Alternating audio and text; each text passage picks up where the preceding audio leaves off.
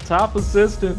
I like that. I'm Kevin Wilson alongside the great coach Eric Skeeters. What's going on, man? Yeah, what's happening? I haven't seen you in a couple days. It's been a minute, but how's the family? Careful. All right, How's the family? episode 4. The family's good, man. The family's good, man. You out there in them Delaware streets? What's going on? Hey, all's well. All's a little foggy. Foggy or smoggy? It's a difference. Foggy haze as it comes through on the weather map. The weather haze. Come on, man. Well, let's hit it out the way we always do, man. Let's start this thing off with something that you will never forget. Eric Skeeters, a week it was. What's something you'll never forget? So I wore this outfit for a reason. I want you to Coppin State, my alma mater, and I'll never forget. But I got a bone to pick before we get into it. Okay. Uh-oh. When have you, and you're out there in Indiana, you know, who's your land? Mm-hmm. When has a university and a sport changed their colors? Have you ever seen a school change its colors? So, having coached with my guy Juan Dixon, obviously this is the gear from this year, but it's navy blue. This is the Oriole Cop. They did all the hats. Obviously, they started with UMBC in 2018 for all the right reasons. But there's a hat dedicated to Coppin State University from the Baltimore Orioles. Notice the royal blue and gold. Royal blue. So these are the colors of Coppin State. Is it navy? I got a bone to pick. If you can tell the tension in my voice with Coppin State right now. But we'll move on. We'll move on. Mm-hmm. Something I will never forget in regards to Coppin State. I got an email dated May 2nd, 2013. Nothing to do with basketball season. Okay? I'm sorry. August 15th, that's when I sent it to myself. August 15th, 2011, 9:12 p.m. The subject, 97, from Reggie Welch. And it says, thinking back to that moment during the tourney when we realized we were going to win, man, what a feeling that was! Exclamation point. Thanks, Skeet, for your coaching and cool friendship. Reggie Welch, the star of the 15 seed Coppin State in 1997. He was one of many stars in this first round game, the third ever in the history NCAA tournament, 15 seed to beat a 2. And over a decade later, I mean, this is 14 years later, on an August Monday night, Reggie sends this email out because this is something that lasts forever.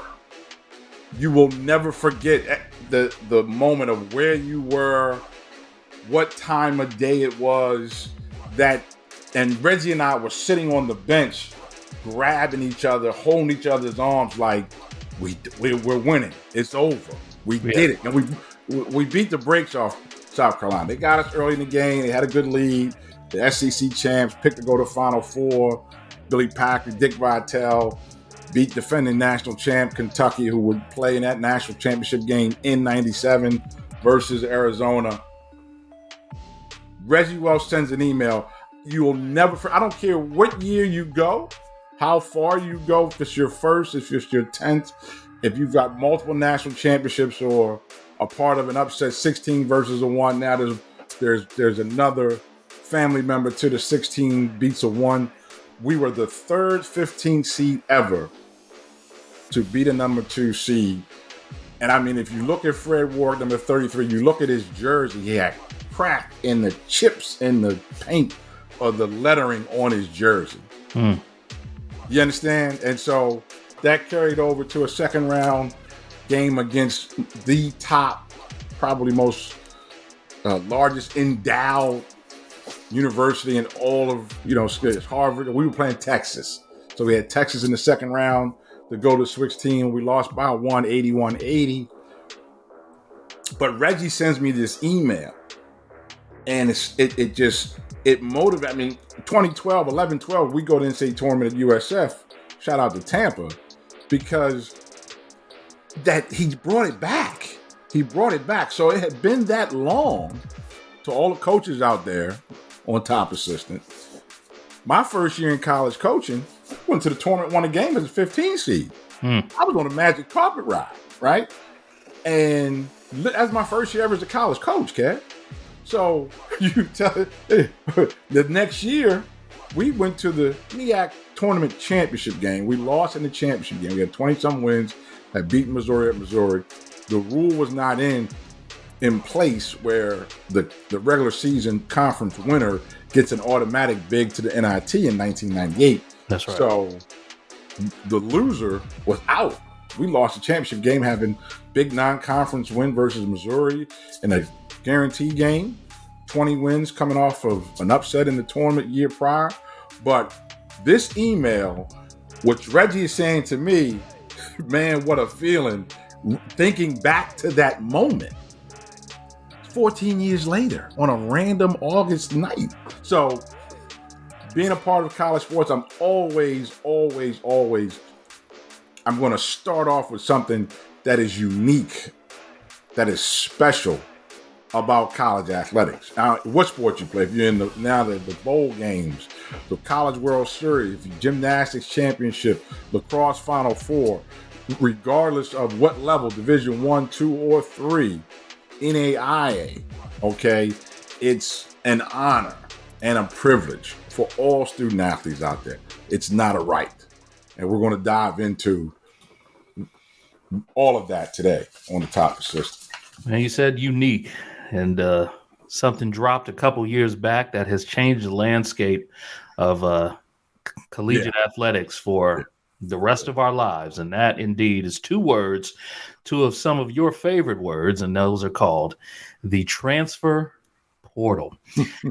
This dropped right around the time you accepted a head coaching opportunity as well with Delaware State. And you really saw firsthand how chaotic it became in very quick order. I'll hit you with this. Okay. There are some pluses and minuses. There's more opportunity for students to have a little more leeway, right? They're not trapped, right? But from a head coach perspective, and even as a top assistant at many of your stops, you were that recruiting guy, right? Is the transfer portal good, bad, or indifferent for student athletes? You know, Kev, they're called college kids for a reason. And what the NCAA did was take the bumpers out of the lanes of the bowling alley, but the kids are still throwing the balls in the gutter. What I mean by that is, yes, okay, they granted the kids the right, the freedom, but with the restrictions in place, you had to get a release. If you were on the full division in basketball, when we're talking about all sports, in basketball, football, women's basketball, men's basketball, you're on a full scholarship. I think football can get partial, but men and women basketball, it's called head count sport, 13 and 15 scholarships. It used to be 15 for the men. They broke it down for Title IX to 13. So it's 13 for the men, 15 for the women. And when you wanted to transfer, you had to get a release from your scholarship, from your coaching staff. The coach could deny you the release, meaning deny you the opportunity to transfer and leave. And if you were denied your release, you were granted a hearing of a meeting with your peers on campus. No coaches were involved. Faculty student rep, other professors, teachers on campus, maybe another coach, another sport, consist of that board to hear your debate, okay, your case, you state your case to why you deserve a release. A lot of kids would win them, and then a lot of kids would hire lawyers. So the transfer process in its early stages of in before the portal, it almost was a black eye on the kid. And so what happened? What went wrong? Why is he leaving? Why is she leaving? What didn't work out? Homesick, all the different things that could take place for any kid that may be going, away from home for the first time or cross country or, having to provide through their financial aid to send money back home. There's a ton of different reasons that kids transfer. But allowing and so the big argument was the coaches can leave anytime. Coaches get a job, they leave. They know at the end of the season. Some coaches, Bill Frieda, the old Bill Frieda story, where he was coaching Michigan and accepted the Arizona State job before the NCAA tournament. Well, a football coach was coaching at Michigan at the time. Bo Schembechler said, "We're going to have a Michigan guy, a Michigan man, coach this team." And so Steve Fisher gets the keys to the car. He drives them all the way to the national championship. So now, with that exposure of the coaches and their salaries and how much money the coaches are making and their freedom to move about, well, the restrictions are in place because coaches are husbands, fathers, head of family, and they have to make sometimes tough decisions. Coaches do turn down opportunities, but when they do leave, most cases it's for a better opportunity in their profession. Yes, the student athletes in all recruiting cases, 99%, there might be 1% that did not choose that institution for the coach. 99 out of that other 100, they all came to a certain school. They all came to play for State U, okay, because of coach. They came to play for coach. So the portal. And I wanted to give that background information so the listeners understand when the portal came about, it was because of this tug of war between the coach's freedom and the player's freedom. But what you don't hear about are the kids that's quote unquote like in a time warp, stuck in the portal. The hundreds to thousands of student athletes just in men's and women's basketball alone that have gone into this portal since 2021, that of 2020, that basically are now not getting a scholarship because a lot of it came out of the pandemic.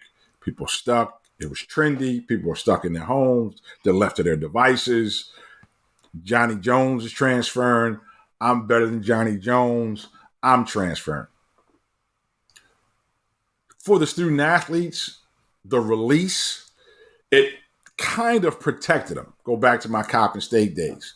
Fang, we had a team. That team at Coppin in '97 was full of transfers. Turk Mott from LaSalle, Reggie Welch from Cleveland State, Fred Ward from a junior college, Danny Singletary he was a baseball player and a basketball player, played both baseball and basketball at Coppin State. Can't remember the school he transferred from. We had sitting out Greg. What is Greg's last name? Greg transferred from Rutgers. I'm thinking off the top of my head. So that's the makeup of the team. So 3 of the best 5 players on the team on the floor as a 15 seed beating the 2 were transfers. Coppin offered an opportunity. That was a second chance place. With the portal, you're leaving these not immature, but yes, some inexperienced young adults to their own decision making, that they don't have enough information. That's what you go to college for, to learn about life. And a lot of them are learning the hard way. And so what you're touching on is the true difference. Whereas when a coach is leaving, and it may be randomly in a couple of months to take a new opportunity or whatever the case may be, it's usually to go to either another opportunity or they were fired from their position. There was a hard ending. Yes, one student, right. Where the student athlete now has the opportunity to change their mind on a whim, and then float into this transfer abyss. So there's wherever there's a Caleb Williams, there's Let me say this because I need to interject. A lot of times they need to learn. That's what you go to college for as well, is to learn how to overcome adversity, fight through tough times. A comeback, not so much of a comeback story where something goes wrong, but you're not starting. You're not playing. I heard Conzo Martin, I posted it, about when his mom showed up on campus at Purdue, she had Hallmark cards for all the coaches. She didn't care about playing time, starting numbers. Are you getting a free education? Are they taking good care of you? His high school coach felt as though he taught him the good, bad, or the ugly, and you know what to do. If you're not playing, that's on you. If you're not playing enough, that's on you. I taught you right. I prepared you for college. Overcoming those tough times in life, being away from home and growing up, managing your money. Okay. If you have a stipend, financial aid, things of that nature, not going out and spending it all on clothes or blowing your money. You might get your Pell Grant check and it's, a couple $1,000s, and it, making it last through the semester, through the school year, buying things that you need. All those things came into the conversation when you asked the coach for the release. What's wrong? How can we fix it? In most cases, some cases where the coach say, we're getting rid of them. There is that side to it too. Let me be blunt. There is some situations, and there always will be, they're going to get rid of the kid. Get rid of them. I've been in staff meetings where we're saying, we're getting rid of them. We're letting them go. We're getting out of here. Wherever he's somebody else's problem. There's been conversations where we can't trade him. This ain't the NBA, but right. We're getting rid of them. So it's not all, peaches and cream and this all. But in the majority of the cases, for the release, coaches are going to sit down. The assistant coaches, they meet with you. Hey, what's going on? How can we fix this? Everything okay? How many credits are you transferring? Do they have your major? Like those things in regards to graduating. Kids aren't thinking about. I'm leaving. I'm not happy. You're not playing me. I don't like it here. So it's too far away from home. All the different things that go into transferring. Well, so-and-so's leaving. And so all your friends do it. That's what the portal does not protect the student athletes from. And that's the story not being told, are the hardship cases, and nobody's trying to find them because really it's not really telling the story. Maybe we'll find some here to bring on the top assistant show that stuck, Kev, nothing. Full ride, financial aid, maybe not. Opportunity now to make money with NIL, stuck at home on the couch with nothing. Yeah, that gets lost there because there is no, just because you enter the portal doesn't mean somebody has to pick you up. That's not how that works. Side. Here's the good side for the student athletes. You ready? Sometimes you make wrong choices, bad decisions, and they got a chance to fix it. And they can maybe fix it right away. Okay? So the NCAA is going back and forth on the 2-time transfer, where they have to sit out on the second time, things of that nature, because right now you can call compliance. I'm leaving. I'm going to the portal. Portal can call you. Hey, Coach Wilson, Coach Skeets is leaving. He's gone. Yeah, he's already in the portal. Yeah. Nope, couldn't talk him out of it. He's gone. And maybe for whatever reason, you got over-recruited. Things aren't working out. Assistant coach leaves that you were really tight with, that brought you in and was developing you, coach your position, things of that nature. A lot of things can happen where kids make mistakes. I'm not going to sit here and say that every first choice and every transfer turns out to be bad, because a ton of them turn out to be good, a ton of them. And so the kids get a chance to right the ship and get it right early. I've coached at just as many I've recruited, you recruit transfer. You coaches or the high school coach or the parent, the friend of a friend called you. Hey, man, he's not happy. He's not happy. I'm telling you right now, when season's over, he's done. He's leaving. And it works out for you, and you may go to the NCAA tournament with the kid. It's just a better fit. Whatever the reason, thousands of reasons. Closer to home, campus life, major, all the different things that play into student-athlete success. Coach, the dynamic between player and coach now. So we see like a Deion Sanders who says, I would never coach pro because of, the pay, the way, the respect level, things of that nature. Mm-hmm. The collegiate level is becoming closer and closer to the pro level with the NIL for major schools, but the transfer portal is for everybody. If I don't like what's going on, I can move, and I have social media. Now I can speak about it. No doubt. And then go to my new place. How brutal is this now for coaches, as the entire landscape for collegiate coaches has completely changed with this transfer portal situation. On It's the a nightmare. day-to-day. It's a nightmare. It's a nightmare because you're re-recruiting your current team every year. So from the Coppin level, okay, let's just MEAC, one big conference, LRI, limited resource institution, mid-major, overachiever, compared to the Power Fives and the big boys and the household names in college sports. As soon as you have success, the big schools, the Power Fives, not on their recruiting board, they have a list of potential transfers. I'm gonna say that again: a list of potential kids that are happy and playing at a lower level at a different school. And at the end of the year, if he's player of the year, if he's all conference, if they go to the NCAA tournament, the starting point guard from Howard University, from DeMatt to high school, played 2 years, gone to the tournament in second year, gone, transfer. Howard hasn't been to the NCAA tournament in 30 years, 40 years, gone, transfer. So the process for the coaches is you're never, even from, like, there was a kid in Miami, went to Miami, Cal, Kansas. I mean, went to 4 different schools. Now, he ended up going to maybe the Final 8 with his 4th school in 4 years. But you're re-recruiting your best players, your team every year, where they're, again, overcoming adversity and that chance to build your program and to develop these kids and grow them and get old. One of the sayings in college basketball is you want to get old and stay old.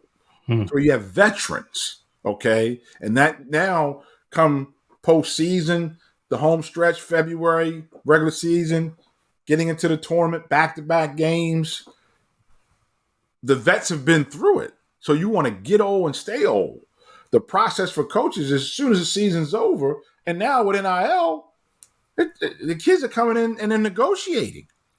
They're saying, okay, coach, well, this school and that school, they're offering me money, and you don't have to get the coach's permission to leave. So the process for the coaches is a nightmare. And we'll wrap this up in the end, but this is where the NCAA is out of touch. Because, yeah, the coaches have the freedom to leave, but they're adults. They've earned it. They got it the old-fashioned way. In most cases, regardless if you're Jeff Capel and you were, the 3rd assistant at VCU, and you go from not on the road recruiting to head coach. He's the son of a coach. He was a great player in high school and college. Played in the Final Four. Guess what? He was ready. He just got opportunity, but he earned it. He was in that non-recruiting spot, not in the big-time schools. And when the call came to Mike Krzyzewski, he said, you got a great coach right there, Jeff Capel. America introduced to Jeff Capel. But if he's got to re-recruit Eric Maynard every year, if he's got to re-recruit his best players every year, who knows?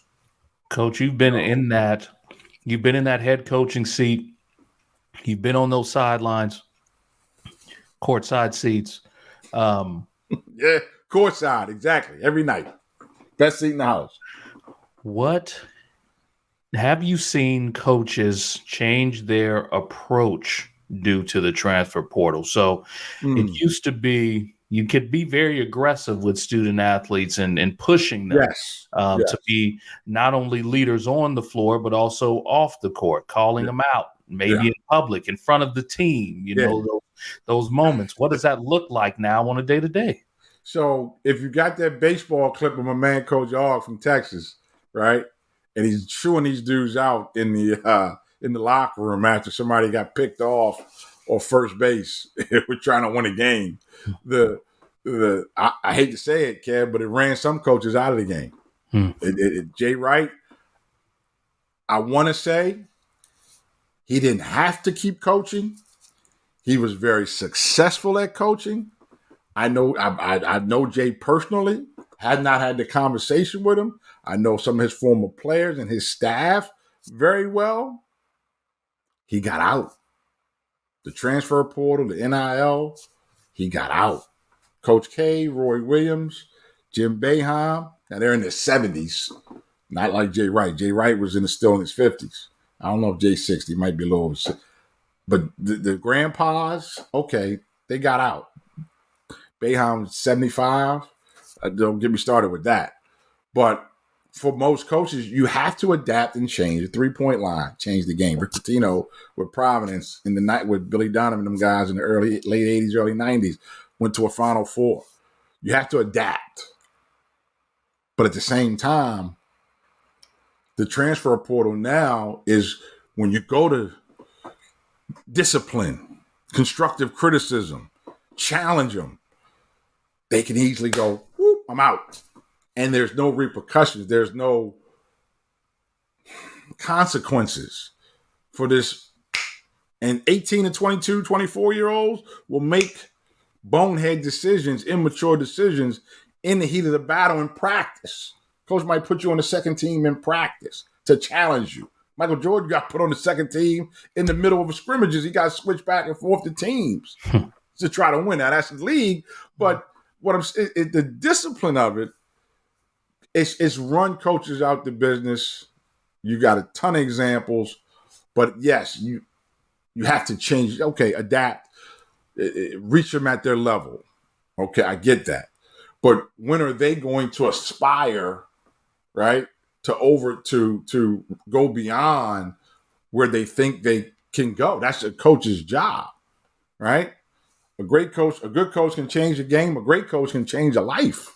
Like the impact that coach has. A lot of times this portal is not allowing coach to be coach. I remember a player telling him, come on, man, keep it real with him. Tell him, because he's wanting the coach to discipline his boy in the locker room after a tough loss on the road where his boy is not living right. He's not doing things that coach won't be coach because he's afraid of the kid leaving, losing his job, where his teammate, his peers. Listen, 18 to 24 males playing college sports, some of them, not all of them, some of them, Curious Georges. Is that fire hot? Right? Is that water wet? So they're curious about the world and trying to figure out things. And maybe, okay, they get burned. They just get a little burn. And they don't lose a finger. But they get a little burn. They realize mom was right. Don't touch the fire. Don't touch the stove. The coaches and that portal and that lack of, wow, Kev, what's the word I'm trying to, not the lack of control, because coaches have their control. You're going to run your team, but to be able to discipline and tough love, right? It's rare. It's rare. Tom Izzo, let me shout out to Tom Izzo because he's still doing it like Frank Sinatra. He's doing it his way. I did it my way. Jay Wright, 61 years old, by the way, 61 years old. Is there a middle ground that you can see here? You're on the recruiting trail. You're overseeing these locker rooms. How is there a happy medium? Coaches are always going to fly in and out. That is just the nature of the beast. Students flying in and out affects every single piece of this, especially for HBCUs. What is there a happy ground here? The administration, the academic administration, the presidents and the board of trustees have to be, and the ADs that they're hiring in these search firms, they have to be more in touch and aware of what's going on with today's student athletes and how the rules pertain to their success, because that's the goal. To have these kids come in, a degree and a ring is the goal. And 99% of them get their degrees. The graduation rates are better. Okay, the APR has held the coaches accountable for graduating their players, but it also holds the institutions responsible. So the level of communication that comes in with those in academia because they took coach out of the conversation in regards to being the academic advisor and going across campus.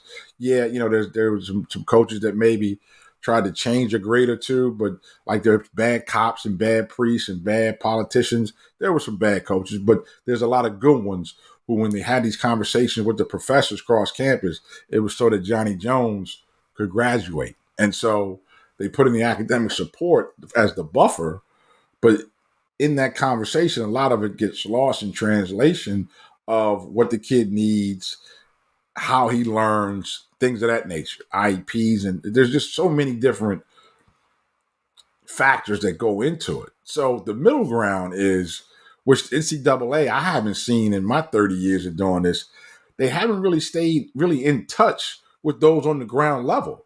I mean, they put one committee together. They had Condoleezza Rice and Dave Robinson on it in regards to recruiting. Are you kidding me? She's football. I get it. And football, is the horse pulling the carts and the goose is laying the golden eggs. But she's been in politics all her life. Even she was a student athlete in college. How is she going to help in recruiting? And I'm saying that to Grant Hill, JT3, them guys that was on the commission with her. I can't remember the dude's name, the old president. But what are you doing, bro? It's a joke. That was a joke. And getting down in the trenches to talk to, they had the assistant coaches association in NABC, the coaches association for college basketball. I know they have it for all sports. They have it for athletic directors. They have it for presidents. So bring in a spokesperson. Every sport has an association that's their spokesperson for head coaches, assistant coaches. We go to the Final Four. That's our annual convention for college basketball. Head coaches meeting, assistant coaches meeting. Shout out to my man Dempsey was at New Hampshire with Billy Herring. Demp would always say, we got these meetings, Skeet. Demp, I'm there. I got you. And you got to voice your opinions and your experiences as an assistant coach. The time was 8:00 in the morning on a Saturday morning at the Final Four. The head coach was at 1:00. That's just conversation for another day. Why are they going to get on assistant coaches for not being at 8:00 in the morning, but they don't schedule the head coaches at 8:00 in the morning? Yeah, right. All right. So that's a conversation for another day. That's a soapbox. But the resolution will come with, and again, it's the kumbaya, but this $1 billion business, if they don't want and especially with the Supreme Court going, they don't want all these African Americans, these minorities going back to the HBCUs. They need to sit down and talk. Yeah. They need to have a conversation with the grassroots. Let me say this as plainly as I can. Involve the grassroots coaches in basketball. There are a lot of great people. I'm one of them. In AAU is not a bad thing. They're not crooks. They're not thieves. As my man Elvis Perry, Kool-Aid in the book, can't remember the book. Tell them buy their own shoes. Buy your own damn shoes. These big programs getting these college coaches getting $1 million shoe deals, but mad at the AAU coaches for getting a shoe deal. Involve them. They got the kids from 11 under, 13 under, 15 under, 17 under, college, pros, all their lives. You might have them for 4 years. If you're good enough, you ain't gonna have them for 9 months. Involve the grassroots coaches in the process, NC2A, because those are educated people. Okay, Thad Fouché is one of the most powerful agents in the game today. He was an executive in his professional life, but he also helped he's a founder of the New Orleans Jazz. Chris Duhon, Jonathan Bender, went straight to the league. Now he's the CEO of Wasserman Sports. Right. Owns the company. Shout out to my man Arzino May, rest in peace. But like Thaddeus Fouché, if you didn't know him, you say, hey, you coach? You kidding me? No. Obviously, in 20 years' time, he's shown he's a whole lot more than just a grassroots coach. He's a very intelligent human being. Okay? So that's that. again, bring all the parties together. Will it happen, Kev? They've tried to do it. Don't invite Condoleezza Rice this time. We don't Okay. I enjoy Miss Rice. Thank you. But we're seeking resolution. That's what we're seeking today. And the one thing that you just cannot get together is your favorite game. And that is What Did They Say? Today. Didn't I win last week? Today is a very special edition. It is the HBCU edition. We got a couple of clips from some classic press conferences from the past year. Two, one in men's basketball, one in women's basketball, and one on the gridiron. We'll start off. What did they say on the women's basketball court with Coach Larry Vickers, who made an NCAA appearance. They Norfolk State. They ran up into a buzzsaw in South Carolina in the first round. Behold, the NCAA tournament. But they were there. They were there. And Coach Larry Vickers had this to say. Eric Skeeters, his job is to figure out what that bleeped out word is for a point. In the first go round, he didn't do so well. Second go round, he did a bit better. But this go round, can he go 3 for 3? HBCU edition. Let's start off with Norfolk State head coach Larry Vickers. What did he say? What did he? 10 were just wearing us down, and then they throw 20 in to finish us. And that kind of you can't kind of simulate in practice. You can't simulate it.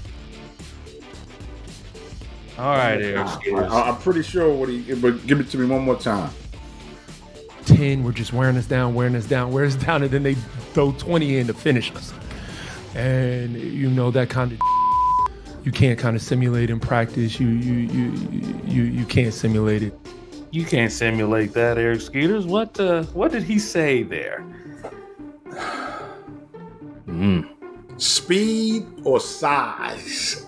Okay. You throw that kind of size at us because, he's saying they got the depth at the post position. You can't simulate it. You cannot simulate it. Or that kind of speed where they're pressing or size meaning weight. So 10 pounds, 20 pounds. He's doing the math here. I'm going to say size. I'm going to say weight. Size or weight? What is the size word? Size or weight. Because you're throwing 10. You got to pick one word. You can't do an A, B, or C. What is the word? Multiple choice. What is the word that he said? Come on, professor. I'm transferring. Get out of here. For real. All right, so we're going size. Yes. All right, so size is what he says. What did Coach Larry Vickers say? 10 were just wearing us down, and then they throw 20 in to finish us. And that kind of depth you can't kind of simulate in practice. Depth was a word. Which means that Coach Eric Skeeters is 0 for 1. He'll have 2 more attempts here. Gotcha. We're going to go to the let's go to the men's basketball court. Around the same time, NCAA tournament, where Coach Kenny Blakeney made an appearance in an HBCU team, versus Kansas in a tournament game. This was before the game, so things were a little bit happier. Okay. But let's see what Howard head coach Kenny Blakeney had to say. It's such an honor for me as a teacher, as an educator, to work at one of the most wonderful, fascinating, historic universities in the history of our planet. Go again. It's such an honor for me as a teacher, as an educator, to work at one of the most wonderful, fascinating, historic universities in the history of our planet. I think he said professional. Professional. Like he either said coach or professional. I don't know if it's a one-syllable word. Okay. Obviously, you can't lip read, so. And I know you were staring at that monitor, but let's, you want to hit it one more time? Play it. It's such an honor for me as a teacher, as an educator, to work at one of the most wonderful, fascinating, historic universities in the history of our planet. Okay, yeah, play it. I want to say professional. Professional is a word that he's going with. Let's see what Howard head coach Kenny Blakeney had to say before a first-round matchup versus Kansas in the NCAA tournament. It's such an honor for me as a teacher, as an educator, as a mentor to work at one of the most wonderful, fascinating, historic. Mentor indeed, which means that head coach Eric Skeeters moving over to. Okay. Oh yes. All right. Yes. That's good. This is okay. Come on. Can he get on the board today? Yeah, exactly. He's been going off on the transfer portal. His players are dropping out of the school right now as they watch him struggle with We're going to go to Deion Sanders, the great Deion Sanders, former head coach at Jackson State. He had a very tense handshake ordeal after a football game, and this is what he had to say about his situation with Eddie Robinson Jr. after that. I saw this. Almost fisticuffs after football game last year. Prime time, what you say? One of the comments that kind of disturbed me out of all the comments that I'm not. Who is? I got time today. Got time today. Come on, man. Got time. Come on. You really tried to test my card on that one, bro. Like, it was only the hottest phrase. I mean, I think they made a remix of it with Shirley Caesar's greens, beans, tomatoes, hams, yams. Who is swag? Who is swag? Swag. Hopefully you got the video to play with it. Who is swag, baby? If I use swag. This is the final answer. Yes, who is swag? Let's see what Prime Time said. One of the comments that kind of disturbed me out of all the comments that I'm not swag.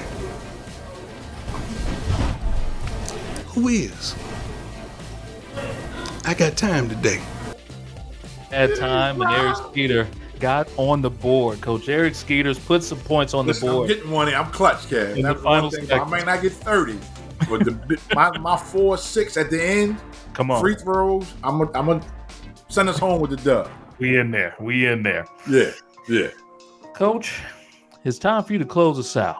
We were discussing the transfer portal, and we know that the NCAA has been looking to shorten the transfer portal window from 60 days to 30 days, trying to get some sort of control over this wild, wild west. It's time to understand something with Coach Eric Skeeters. Your thoughts on this? Understand this, and this is to the NCAA, because your founding father, Walter Byers, who created the term student athlete from its inception, I think it was in 1940 to 50s. Walter Byers was the first NCAA president.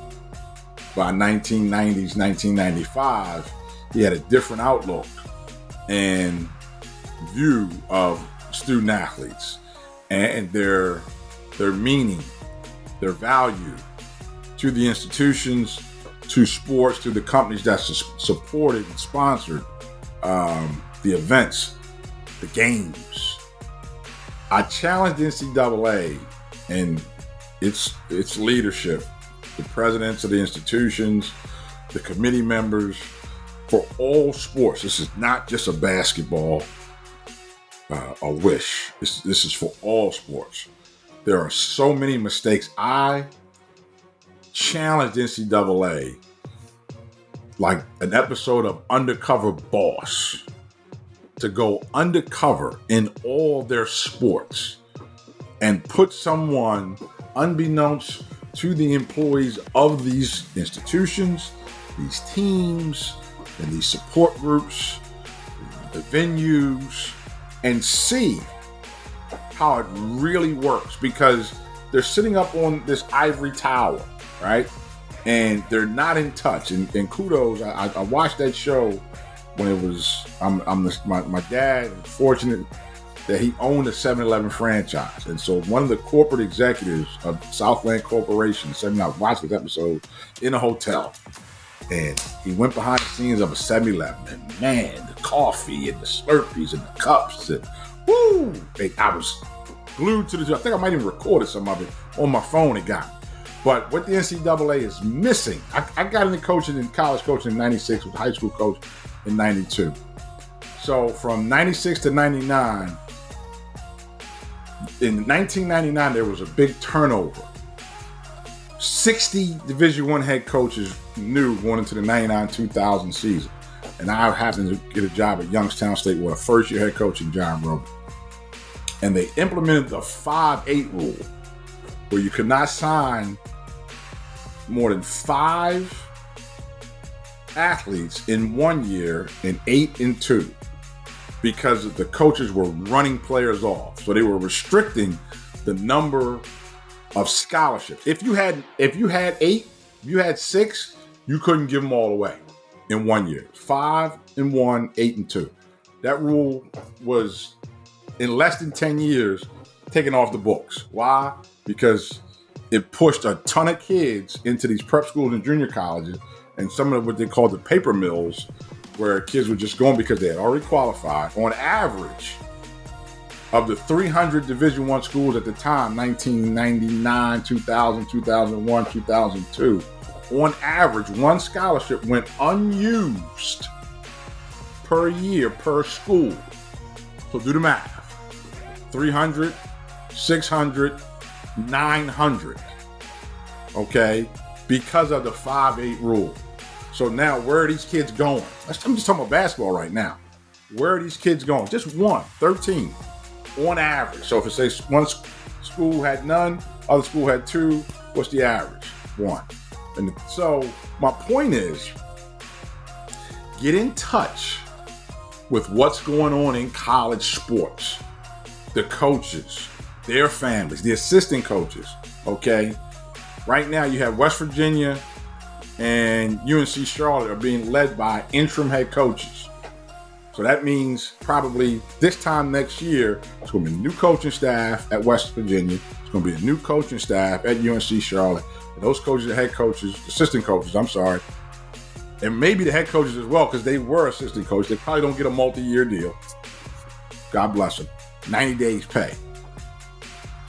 The rules that are in place in college sports, and let me speak from basketball. First Amendment, freedom of speech. A friend of mine that was in my wedding and I was in his was an AAU coach. But I took this job, leaving Baltimore, going to Youngstown, leaving Coppin State, going to Youngstown State. Now we can't talk to each other on the road. They put in a rule. There's a lot of reasons that went into this rule, that there was a separation of the student athletes, the recruitable student athletes, the prospects, their families, their coaches. We could talk to the coaches. Separated from the college coaches. You got to wear lanyards and hang tags saying, I'm a coach, NCAA Division I coach, NCAA coach. And there was NCAA enforcement agents, basically like undercover cops, literally in the bars at night, and you're going to have to get something to eat after the games are over with, and you see them talk like you can't talk to them. What do you mean you can't talk to them? Like Josh Pashner, who was assistant coach, I think at Memphis at the time, his dad, Hal Pashner, ran Houston Hoops, was the biggest AAU program in the country. And he said the kid can't talk to his dad. Like, man can't talk to his dad because he's a peach jam. Like, it's ridiculous. Crazy. It's utterly ridiculous. The NCAA needs to get back in touch and get on the ground level of, I don't want to use a negative term. I don't want to be too degrading to the NCAA. But Walter Byers called it indentured servanthood. So if in the 90s, when it was tens to hundreds of millions, now it's hundreds of millions and billions, this industry, find out what's going on to keep it growing, keep it improving. Not just, let's let them do this. Let's let the kids go do what they want to do. That's not the answer. That's not the answer. Let's have an episode of Undercover Boss, and let's get, I'm drawing a blank. I'm glad I don't know his name. The president of NCAA. I keep getting Walter Byers, but go meet with the assistant coaches. Go to the assistant coaches meetings at the conventions for the different sports. Meet with the assistant ADs, not just the presidents and the ADs of these big institutions, and go off the record to find out, because NIL has changed the game. It's changed the game. The boosters are sleeping well at night because now they can give money legally. Okay, there's been pay for play since who knows when. Probably since the Four Horsemen at Notre Dame. Okay, if it's an extra meal, it's a steak when they come on a visit and they're not supposed to get it. The rules don't make sense. Okay, make some rules and a rule book and enforce and interpret, because that's what the NCAA does. They write the rules, they make the rules, they enforce the rules, and they interpret the rules the way they see fit. So let's come up with some rules that make sense and get down to the ground level. Go undercover. Okay, go undercover and find out what's really going on, because you'll find out that, the AAU coaches, and there are some bad apples, but the majority of them, and I'm sure that's in soccer, I'm sure that's in gymnastics, I'm sure that's in lacrosse, I'm sure that's in swimming, I'm sure that's in equestrian, I'm sure that's in soccer, I'm sure that's in baseball, softball, volleyball, beach volleyball, track and field, every sport that's out there. There's more good in college sports than bad. But I think the NCAA needs to do some investigating and find out really what's going on. And come down from the top. Understand something from Coach Eric Skeeters. Another episode down. Transfer portal is still alive and well, and his terrible streak at What Did They Say is still alive and well. If I'm playing baseball, I'm 300. I'm 1 out of 3, right? 333, baby. I'm however you want to see it, it's fine with me. In basketball, I'm 30%. I'm not bad. I'm pretty bad from the 3, but in baseball, who's second place now? We second best record in the American League. I don't want to fight over this. I just know that there's a losing record there, and I'm enjoying it. And my percentage. I know. When they say it's raining outside, I'll just go inside. It's still raining, so I just want to make sure that we know. Another free sweater, by the way. I just want you to a free hat and sweater that he's got on today, by the way. Listen, you like the hat. I know you like the hat. It is clean, but it does not match the other Coppin clothes that you have on, which is a part of your gripe today. Trust me, I'm ready to burn North Avenue down for a lot of reasons. And these two mismatched colors at the same school is a start. Let's just start there. Episode 4 in the books. We'll see you guys next time on Top Assistant. Thank you, Coach. My man.